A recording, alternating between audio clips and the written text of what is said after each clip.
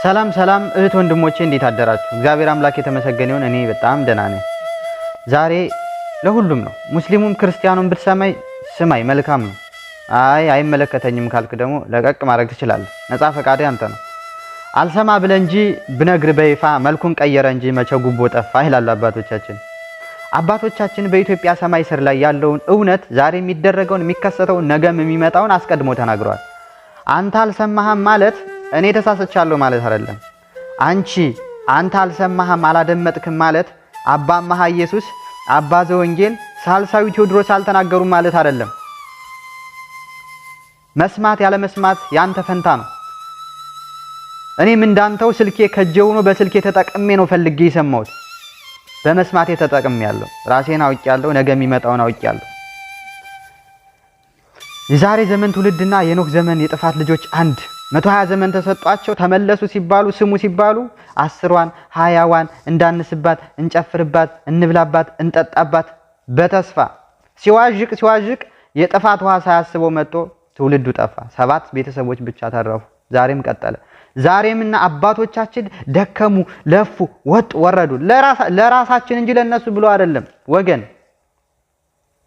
ዛሬ በኢትዮጵያ ሰማይ ስር ከእውነተኛ ሙስሊም የወጡ ሙስሊም ያልሆኑ የምዕራባውያንን ክፉ ሴራ አመጣው አክራሪ ሆነው ኢትዮጵያችንን የሚያምሷት እውነተኛ ሙስሊሙን ከእውነተኛ ክርስቲያኑ ጋር የሚያጋጩትን ተናግረዋል። ከዘር ፖለቲካ ወደ ሃይማኖት ፖለቲካ ይቀየራል። ስማ፣ ከ100 ሚሊዮን የኢትዮጵያ ሕዝብ 10 ሚሊዮኑ ብቻ ለኢትዮጵያ ብርሃናዊ ዘመን ይደርሳል ይላል መልእክታቸው ላይ። ትክክል ነው፣ ስህተት የለውም። ኢትዮጵያን ተመልከታት፣ ወገንህን ተመልከተው። ሁሉም ተዘጋጅቷል፣ ሁሉም ታጥቋል። እንደውም አክራሪ እስላሙ ምንድነው የሚለው? እየሰማችሁት ከሆነ መረጃ ተነስ ነው የሚለው፣ ረድ ነው የሚለው፣ ካፊር ነው የሚለው። ይሄ ለእውነተኛ ሙስሊሞች አይደለም። እናንተን አይወክልም። እናንተ በመግደል እንደ ጽድቅ ነው እንደማትሉ ተስፋ አደርጋለሁ። በተለይ እኔ የማውቃችሁ የአማራ ሙስሊሞች ወንድም እህቶች የምተማመንባችሁ እዚህ ነገር ውጭ እንደሆናችሁ ተስፋ አደርጋለሁ። አይ ብላችሁ ተሰባችሁ እንደ ብረት ወደ ማግኘት የምትሄዱ ከሆነ ደግሞ ሞታችሁን የምታፈጡት ራሳችሁ ናችሁ። እየነገርኳችሁ ነው። እኔ ነጠላ ለባሽ ሆነ ወደዚህም ወደዛ የምትምታታው እረኛ ላይ ጠባቂ ያለ የምትለው መንጋ ኦርቶዶክስ ስማ፣ እረኛ የለንም፣ መንጋ የለም፣ ጠባቂ የለንም። አሁንም ድረስ አለይ ብለህ ራስን ታጃጅላለህ።